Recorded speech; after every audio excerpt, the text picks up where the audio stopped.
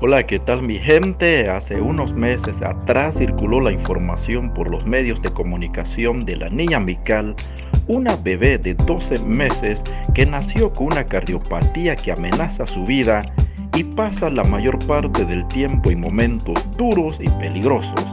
Esta bebé fue remitida al hospital de niños para ser operada y con urgencia necesita 6 pintas de sangre. Para donación se les pide a los voluntarios acercarse al banco de sangre del Hospital del Niño Medicina 3 a informarle al seguridad y dar el nombre de la niña Mical García Cire.